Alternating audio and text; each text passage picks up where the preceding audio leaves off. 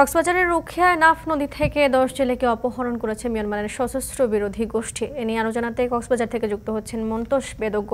যাচ্ছি তার কাছে। মন্তোষ, অপহৃতদের ফিরিয়ে আনতে কি কি তৎপরতা চালানো হচ্ছে জানতে চাই।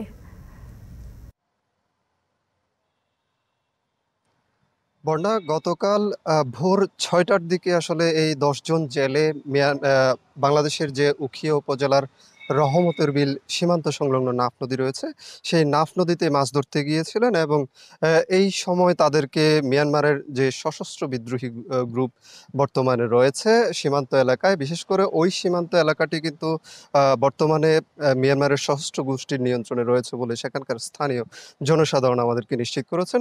তারাই আসলে তাদেরকে অপহরণ করেছে। তবে কি কারণে তাদেরকে অপহরণ করা হয়েছে সেটি কিন্তু এখনো কেউ আসলে নিশ্চিত করে কিছু বলতে পারেনি। এ বিষয়ে আমরা উপজেলা নির্বাহী কর্মকর্তার সাথে কথা বলেছি। তিনি যেটি বলছেন যে গতকাল রাতে আসলে বিষয়টি তিনি শুনেছেন, জেলেদের অপহরণের বিষয়টি, এবং এর প্রেক্ষিতে তিনি আসলে, যেহেতু এটি সীমান্তের সমস্যা, এখানে যারা দায়িত্বরত বর্ডার গার্ড বাংলাদেশের সদস্যরা রয়েছেন, বিজিবির সাথে তিনি কথা বলেছেন। বিজিবির ঊর্ধ্বতন কর্তৃপক্ষের পক্ষ থেকে কিন্তু মিয়ানমারের যে বাহিনীটি রয়েছে সেখানে তাদের সাথে কিন্তু যোগাযোগ করা হয়েছে এবং তাদেরকে যে ফিরিয়ে আনার প্রক্রিয়া সেটি কিন্তু আসলে বিজিবির পক্ষ থেকে চেষ্টা করা হচ্ছে এবং স্থানীয় চেয়ারম্যানও আমাদেরকে একই কথাই আসলে জানিয়েছেন।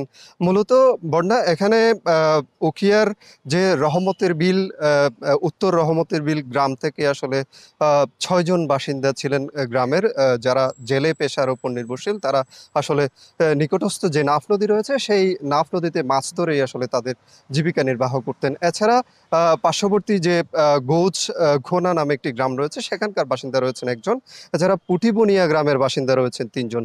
এই ১০ জন কিন্তু একসাথেই আসলে মাছ ধরতে গিয়েছিলেন এবং সেখানে তারা অপহৃত হয়েছেন এবং স্থানীয়দের পক্ষ থেকে যেটি ধারণা করা হচ্ছে, যেহেতু এলাকাটি আসলে মিয়ানমারের সশস্ত্র বিদ্রোহী গোষ্ঠীর নিয়ন্ত্রণ রয়েছে, সেই দিকটাতে মিয়ানমারের বর্ডার গার্ড পুলিশের যারা সদস্য ছিলেন তারা বাংলাদেশে আসলে পালিয়ে এসেছিলেন এবং পালিয়ে এসে বিজিবির কাছে আত্মসমর্পণ করেছিলেন ইতিপূর্বে। এর প্রেক্ষিতে ওই এলাকাটি এই ঘটনার পর থেকেই কিন্তু বিদ্রোহী গোষ্ঠীটির নিয়ন্ত্রণে রয়েছে এবং কি কারণে তারা আসলে এটি করেছেন সেটি কিন্তু এখনো স্থানীয়রা আসলে জানতে পারেনি। তবে ইউপি চেয়ারম্যান যেটি বলছেন যে তাদের পক্ষ থেকেও আসলে স্থানীয়ভাবে স্থানীয় লোকজনের মাধ্যমেও কিন্তু চেষ্টাটি করা হচ্ছে তাদের সাথে যোগাযোগ করে যাতে আসলে জেলেদের ফিরিয়ে আনা যায় এবং এখানে বিজিবির যারা দায়িত্বশীল কর্মকর্তা রয়েছেন তাদের সাথে আমরা আসলে যোগাযোগের চেষ্টা করেছি।